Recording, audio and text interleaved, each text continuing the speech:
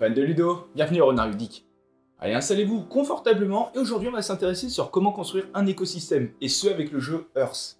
Ici, jeu de cartes, jeu de combo, de création dungeon building pour 1 à 5 joueurs, et on sera sur des parties d'environ 1h, 1h30. Dans Hearth, vous allez devoir recréer un écosystème autosuffisant en jouant des cartes sur votre île. Vous allez essayer de trouver des synergies pour ainsi créer un moteur de croissance, d'expansion et d'approvisionnement autonome. Il faut savoir que même votre fleur inutilisée devient un compost pour la croissance future. Allez, voyons comment préparer sa planète. Alors, pour la mise en place, vous allez commencer par placer le plateau faune en plaçant au hasard 4 cartes faune et 2 cartes écosystème.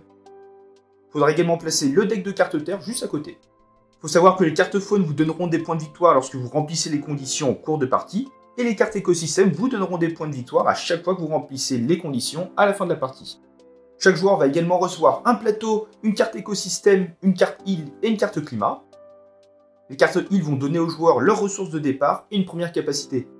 Les cartes climat, elles, vont donner une autre capacité pour la partie. Après avoir choisi un premier joueur qui va recevoir un jeton premier joueur et un jeton de joueur actif, chacun va positionner 4 feuilles sur son plateau et en placer une à côté.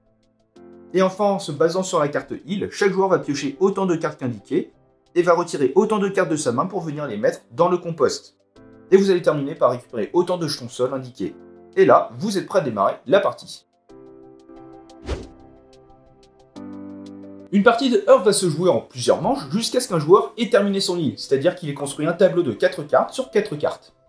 Et après avoir terminé le tour de table, histoire que chacun joue le même nombre de fois, vous allez passer au décompte de points et celui qui en a le plus remporte la partie. Lors d'une manche, chaque joueur va effectuer exactement un tour. Et à votre tour, vous allez devoir choisir un emplacement d'action parmi 4. Sur cet emplacement, vous ferez ainsi l'action du haut, tandis que tous les autres joueurs pourront réaliser l'action du bas.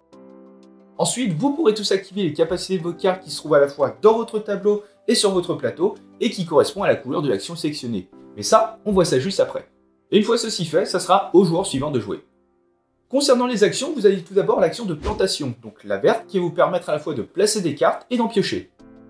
Avec ce symbole, le joueur actif pourra placer jusqu'à 2 cartes de sa main sur son île, et une carte pour tous les autres joueurs.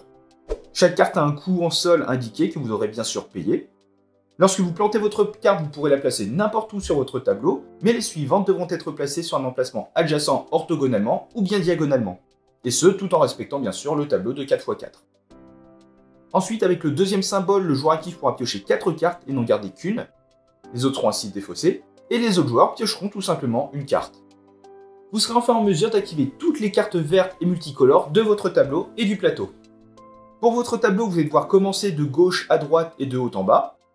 Et concernant votre plateau, vous pourrez les activer soit avant, soit après votre tableau, mais vous commencerez forcément par votre carte île, avant votre carte climat, donc de gauche à droite. Deuxième action avec le compostage. Avec cette icône, le joueur actif pourra gagner 5 ressources sol et les autres joueurs 2.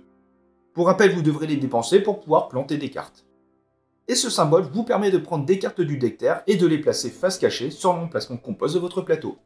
Et en fin de partie, toutes les cartes présentes dans votre compost vous rapporteront des points.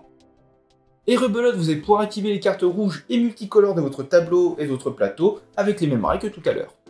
Troisième action possible avec l'arrosement, vous allez pouvoir placer des germes et gagner des jetons sol. Avec ce symbole, vous pourrez placer jusqu'à 6 germes sur les cartes fleurs de votre tableau et 2 pour tous les autres joueurs. Chaque germe en fin de partie vous rapportera un point. Et à noter qu'à tout moment durant la partie, vous avez la possibilité de défausser 3 germes qui se trouvent sur l'une de vos cartes flore pour les convertir en 2 jetons sol. Et ce symbole, vous connaissez déjà, ça vous permet de récupérer des jetons sol. Puis pareil, vous pourrez activer vos cartes de cette couleur et multicolores. Et dernière action qui est l'action de croissance, alors qui vous permet de piocher des cartes et de placer des petits pions de croissance. Ce symbole, encore une fois, ça vous permet de piocher des cartes, 4 pour le joueur actif et 2 pour tous les autres. Et ce symbole, quant à lui, va vous permettre de répartir jusqu'à 2 pions de croissance sur vos cartes flore. Chacune d'elles possède une capacité max de pions de croissance, et si vous devez poser votre dernier pion, vous placerez à la place un petit chapeau, une canopée, qui vous permettra de gagner les points de victoire associés. Par contre, chaque carte flore non finalisée vous rapportera un point par tronc. Et bien sûr, vous activerez ensuite vos cartes jaunes et multicolores. Alors il faut savoir que sur votre plateau et le plateau faune, vous allez pouvoir trouver les cartes écosystème, qui vous donneront des points en fin de partie si vous remplissez les conditions.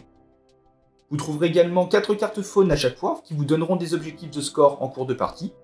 Dès qu'un joueur remplit un objectif, à la fin de son tour, il va pouvoir revendiquer le niveau de points de victoire le plus élevé encore disponible. Du coup, plus vous les remplissez vite, plus vous marquerez de points. Et si par contre plusieurs joueurs remplissent les conditions lors du même tour, les joueurs vont placer leurs jetons en fonction de l'ordre de tour. Vous avez aussi des cartes terrain qui pourront être plantées sur votre tableau, et plutôt que de vous octroyer des ressources, elles vous offriront plutôt des effets passifs ou bien des bonus de score en fin de partie. Et vous avez des cartes événements que vous pourrez jouer sans utiliser l'action plantation et que vous pourrez activer à tout moment, y compris pendant le tour d'un autre joueur. Ces cartes vous donneront un effet immédiat, donc avec l'encadré marron-noir, et vous la poserez ensuite sur l'emplacement événement de votre plateau. À la fin de la partie, vous allez gagner ou perdre des points en fonction de chaque carte présente. Donc voilà, vous allez enchaîner les tours jusqu'à ce qu'un joueur ait complété son île de 4 cartes sur 4 cartes, et vous allez ensuite passer au décompte des points. Dans ce cas-là, le joueur qui termine la partie va récupérer un bonus de 7 points de victoire, et on va terminer le tour de table. Pour le décompte des points, vous allez tout d'abord commencer par additionner les points de vos cartes de votre tableau. Vous allez également rajouter les points de votre carte île et carte climat. Vous allez ajouter les points de vos cartes événements avant d'ajouter un point par carte dans votre compost, un point par germe dans votre plateau, et un point par tronc sur chaque carte sans canopée. Pour les cartes avec un petit chapeau, vous allez ajouter les points de canopée. Vous allez gagner les points de victoire des terrains de votre tableau en octroyant un bonus de score en fin de partie, les points de victoire des objectifs écosystème atteints, et les points de victoire des jetons feuilles placés sur le plateau faune. Et le joueur avec le plus de points remporte la partie. En cas d'égalité, c'est celui qui a le plus de jetons sol. Il y a à noter que le jeu propose également un mode solo et un mode équipe, donc 2 contre 2, pas vraiment s'y attarder dans cette vidéo.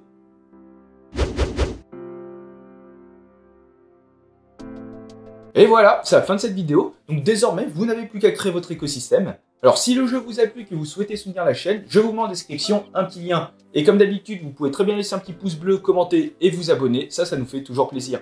Et sur ce, on se retrouve dans une prochaine vidéo. Ciao!